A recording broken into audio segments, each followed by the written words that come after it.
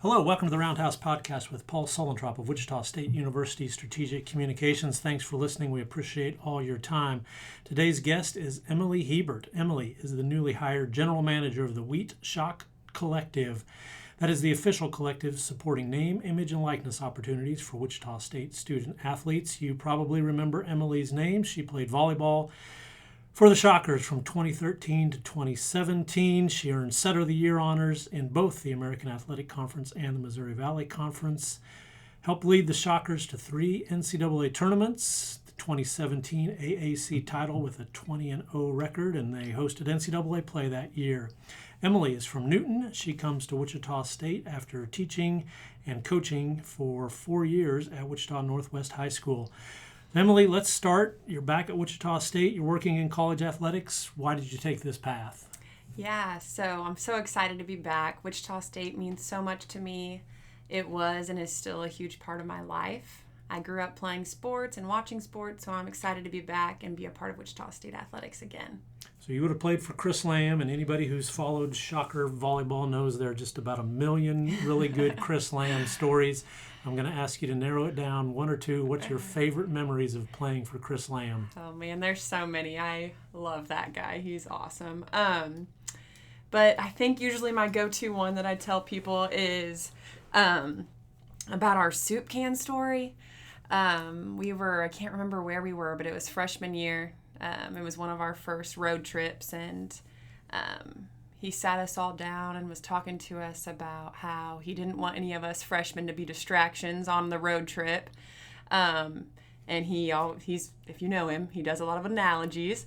So his analogy was he didn't want us to be like a bunch of soup cans rolling around in the back of the car in the trunk.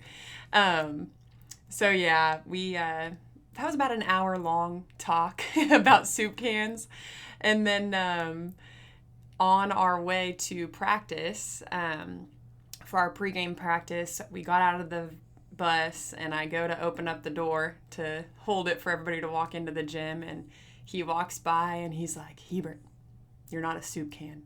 And I was like, oh my goodness, thank goodness he doesn't think I'm a soup can. But yeah, that's probably my favorite Lambo story. That is an excellent Chris Lamb story. I love the soup can story. I was slightly bitter you never told me that while you were playing here, but I got it out of you eventually, and that's a really good one. Shocker volleyball, won a lot of matches. Favorite memory from on court playing for the Shockers? Oh man, that's a difficult one as well. I think I always go back to my senior year when we beat Creighton at home, and they were ranked number 8 in the country at the time, I believe.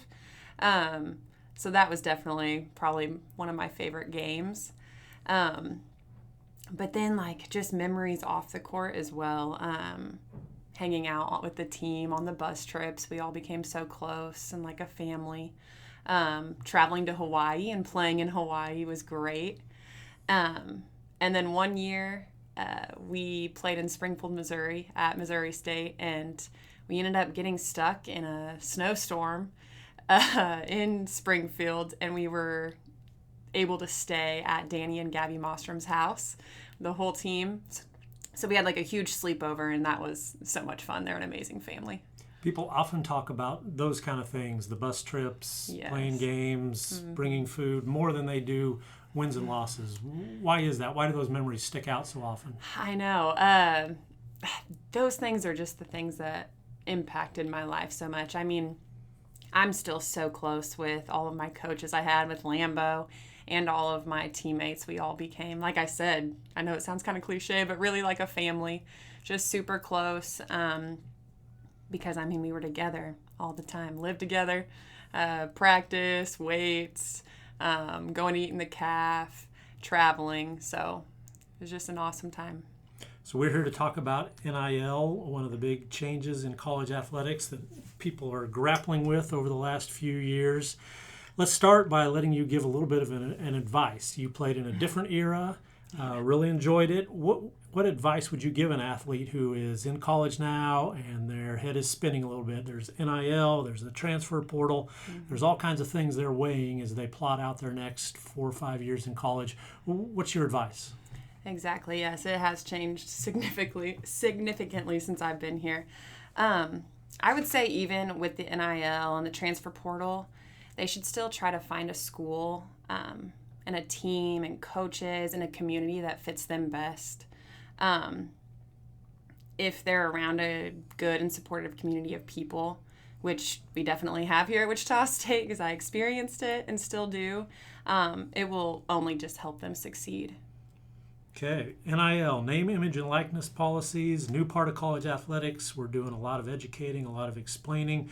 So start with kind of a basic definition. What do people need to understand as they start thinking and learning about NIL?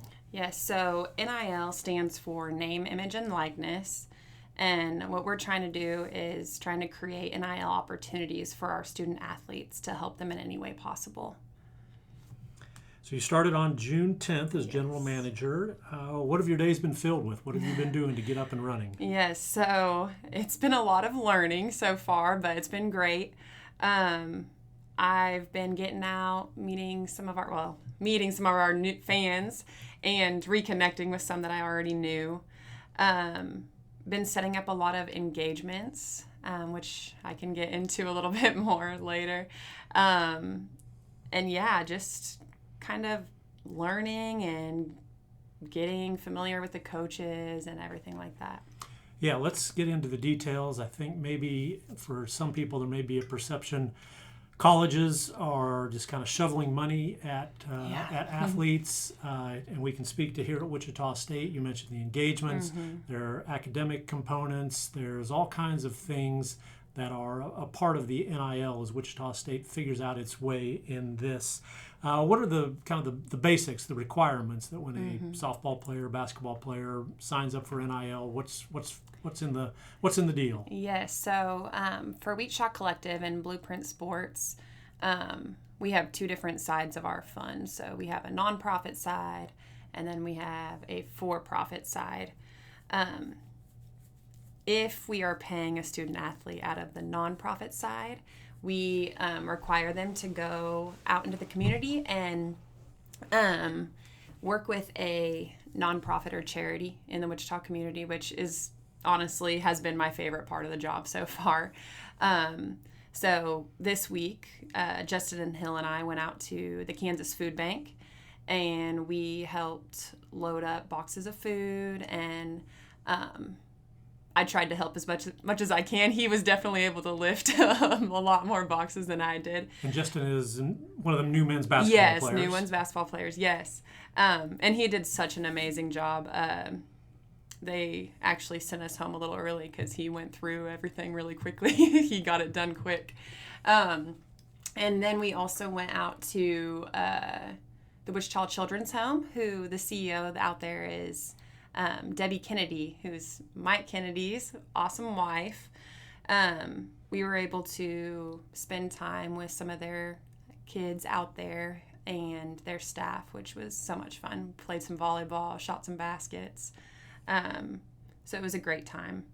And then tonight I'm actually taking Quincy Ballard and Justin Hill to Starkey, who they help create possibilities in the lives of 450 people with intellectual disabilities through a wide range of businesses, employment, residential, and life enrichment things. So we're really excited to go out there and be a part of that in the community as well. So the community service, community engagement will be a part of the NIL picture at Wichita State. Why is that? Why did Wichita State or the collective, I guess, decide that was important? Yeah, so Blueprint Sports, who actually are the ones who hired me, they have that for all of their collectives.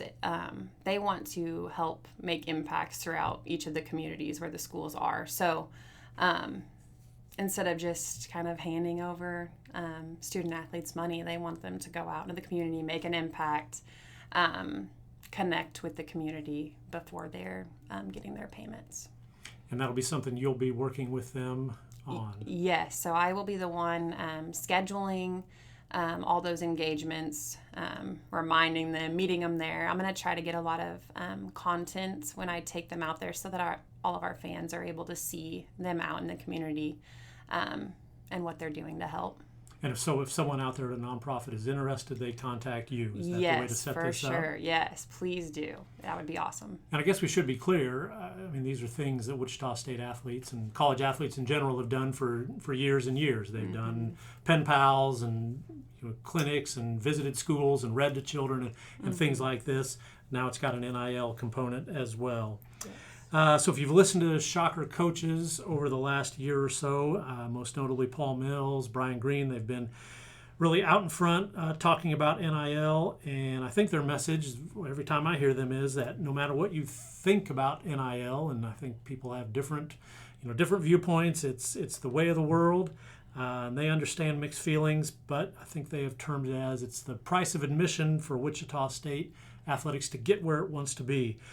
What, in your conversation with fans, how are you describing the importance of NIL to the competitive part of this? Yes, for sure. I just want to mention, too, Coach Green and Coach Mills have been awesome to work with. So I totally agree with everything that they had said there. And that would be really important. Those guys have to be on board. And other coaches as well, Terry Nooner, all the coaches all in of the department. Coaches. Yeah, they've been great, every coach in the department. But, yeah, when I'm talking to fans, I know a lot of people are hesitant to get on board, and I totally understand that. But like the coaches said, I think it's really important for everyone to know that NIL, it's here. It's not going away. And we really need to start growing it here at Wichita State so that we're able to compete with all of the other schools around the country. And Shocker Nation, we're really appreciative of everything they have done so far. And as I hear more about NIL, again, here at Wichita State, other colleges, many of the people are using it for, say, I want to go to grad school. That's money I can use for that. That's money I can use to help my parents travel to games. There are a lot of uses for this that fans might feel a certain kinship for. Has that been your experience as well? Yes, for sure. There are, some stories on here. I don't know if I'll share all of them, but maybe we'll be able to do some other interviews later on with some of the athletes so they can share kind of what they are using it for. But I just don't want to speak for them, but Sure. I have heard. Yes. I know the one I've heard Paul Mills refer to several times about Quincy Ballard and his parents. Yes. Quincy's from Syracuse, New York, so they were able to see some games. And I think there are examples like that where the money is being used for things that would be understandable, I think. Yes, for sure. For sure. So tell us about the connection to Blueprint Sports. That is a business. They operate collectives for many schools, Penn State, UCLA, University of Kansas, Arkansas. How are they connected to Wichita State's NIL? What's their role? So Blueprint Sports and Wichita State partnered together.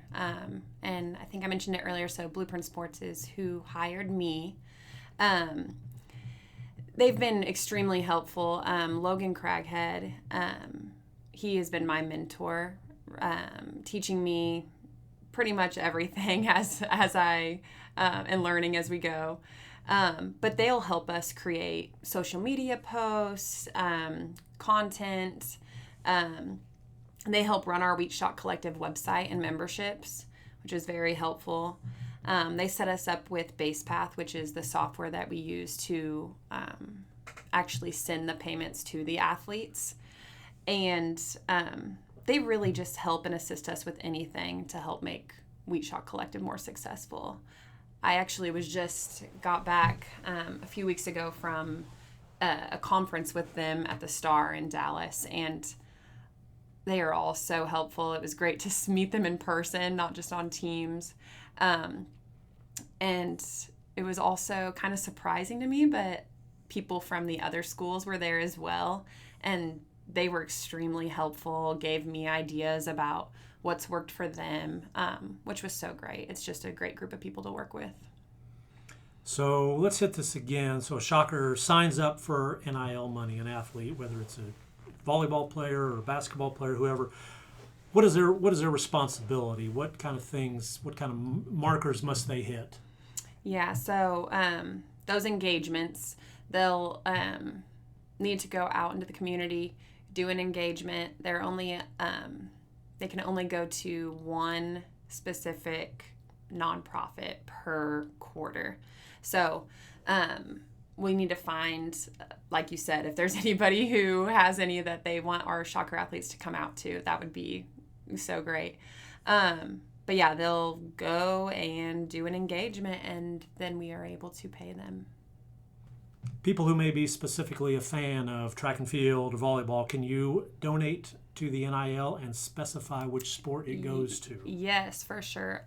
So you can go to, there's a few different ways you can do this. You can go to our Wheat Shock Collective website, and you can go click to go donate now, and then it'll take you through that step, and you can choose which sport you want it to go to, and that's if you want to pay with a card. If you're wanting to write a check, you can make the check out to BPS Foundation, and then on the memo, part of the check, you're going to write Wichita State Student Athlete Community, and then / whichever sport you would like to go to. Okay. Mm-hmm. Does anyone use checks anymore? We actually have got a few checks. Mm-hmm. Things not allowed under NIL rules. I feel like that might be good to go over just because it's such a new and evolving thing. Are there things that people should know?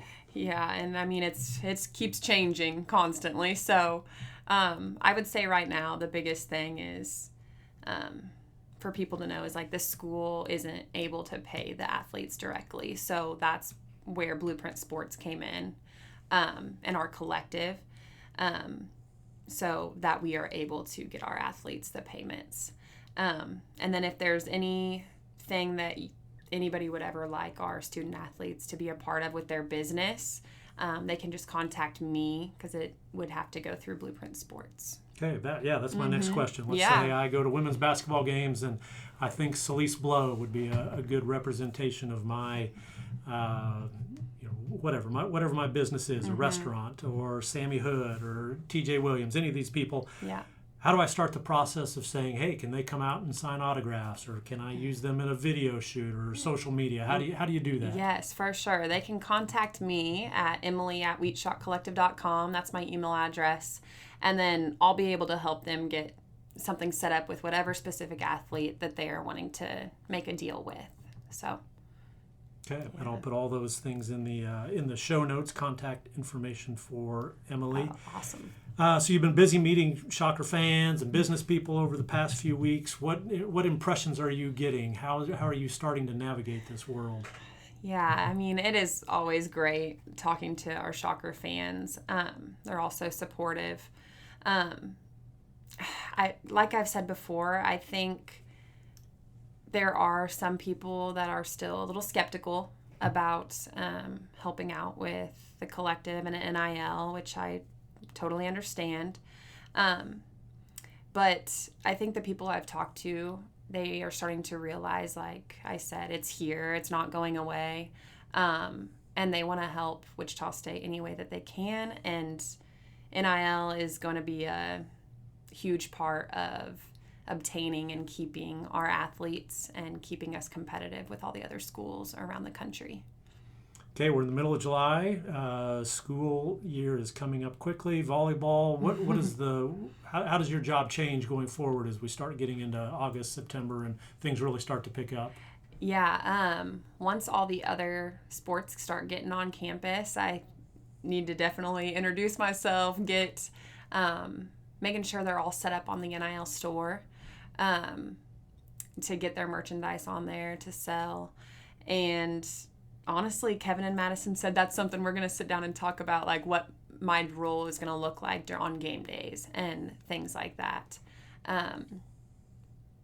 Yeah, so I guess I'll still figure that out. I'm glad you mentioned that, because I think in one of our earlier conversations you talked about getting to know the athletes. Yeah. So it could work in reverse then, I guess. If you know an athlete has an interest in a particular field, maybe they're a musician, or maybe they love coffee, can you encourage them or guide them to, hey, maybe this place would be interested in associating with you? Yes, for sure. For sure. That is definitely something that I'll start doing once I get to know them on a personal level.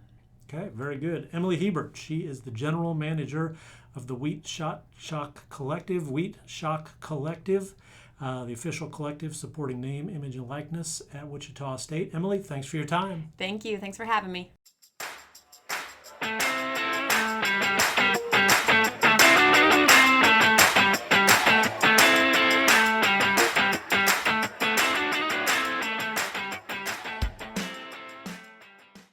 Hi, this is Rick Muma, president of Wichita State University. Check out the latest episode of the Forward Together podcast. Each episode, I sit down with different guests from Shocker Nation to celebrate the vision and mission of Wichita State University. Listen wherever you get your podcasts.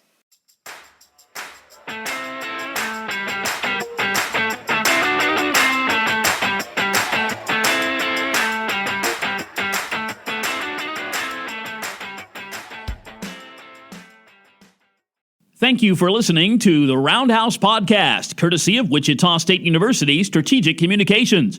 We encourage you to rate, review, and subscribe wherever you get your podcasts. You can find more Roundhouse content at GoShockers.com. 65 for Kansas, 64 for Wichita State, 24 seconds remaining in the ballgame. This Wichita State team has kept coming back from adversity all year. Can they do it one more time against their cross-state rivals? Mike Jones inbounds to Tony Martin. Kansas staying back in its 2-3 zone. Tony Martin to Mike Jones. The Shockers will let some time work off the clock as Mike Jones feeds it back out front to Tony Martin. Tony works to the right side of the key to Randy Smithson, who fumbles the ball. Valentine going for the steal, couldn't get it. Martin left wing to Mike Jones. 8 seconds left. Smithson out to Mike Jones. 25-footer. Good! He got it with 3 seconds left! Mike Jones from about 25 feet out hit another long jumper. 2 seconds showing on the clock. That may not be official, but Wichita State leads 66-65. Timeout, Kansas. 2 seconds to go. Wichita State 66, Kansas 65.